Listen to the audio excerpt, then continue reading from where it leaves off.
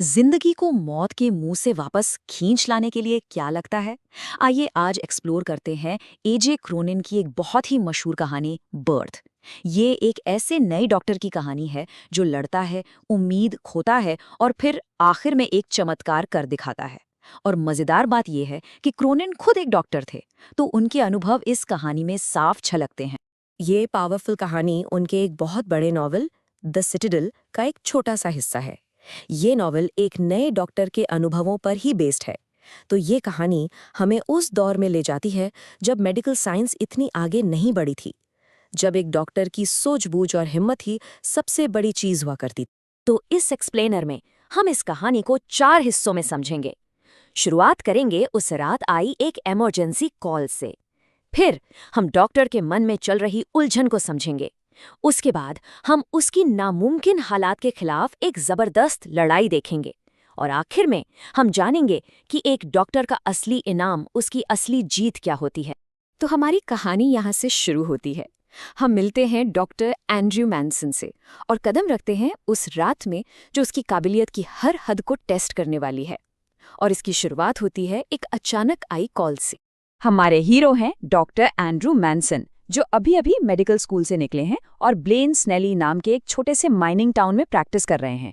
रात में उन्हें जो मॉर्गन बुलाने आता है, जिसकी पत्नी सूजन शादी के पूरे 20 साल के इंतजार के बाद अपने पहले बच्चे को जन्म देने वाली है। आप समझ सकते हैं उस परिवार के लिए ये पल कितना जरूरी था। लेकिन ये कॉल एक बहुत ही मुश्किल वक्त पर आती है। अब हम देखेंगे कि डॉक्टर एंड्रू के मन में क्या तूफान चल रहा था। ये उसके लिए सिर्फ एक मेडिकल केस नहीं था, बल्कि एक बहुत बड़ी साइकोलॉजिकल चैलेंज भी बन गया था।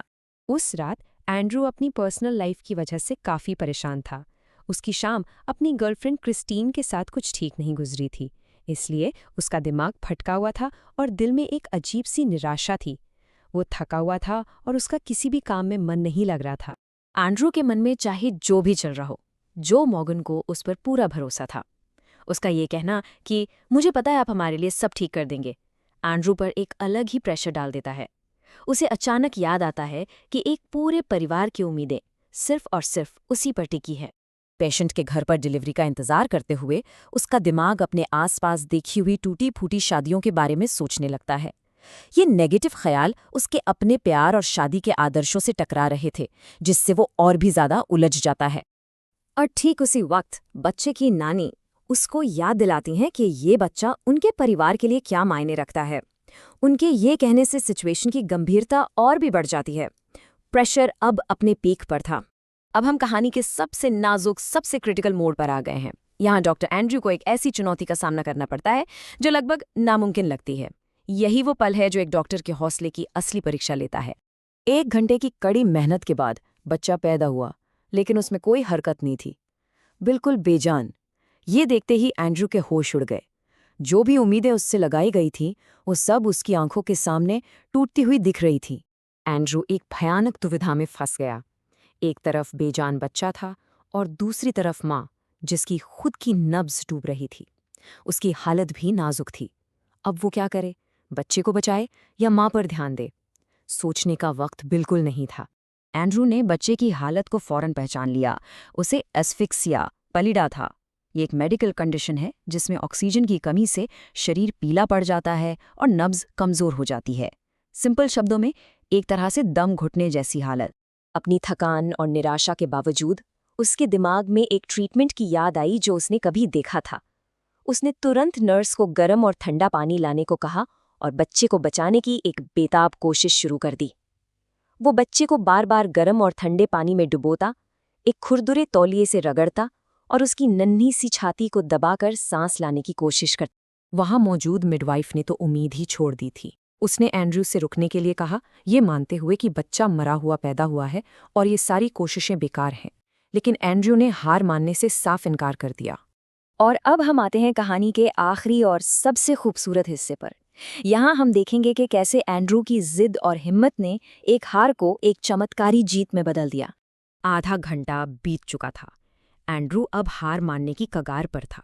फिर अचानक एक चमत्कार हुआ। एंड्रयू के हाथों में उस नन्हे से बच्चे की छाती में एक छोटी सी कपकपाती हुई हरकत हुई। उम्मीद की एक किरण जागी और फिर धीरे धीरे जिंदगी के निशान लौटने लगे। उसकी नाक से म्यूकस का एक छोटा सा बुलबुला निकला। उसकी पीली पड़ चुकी स्किन अब गुलाबी होने लगी।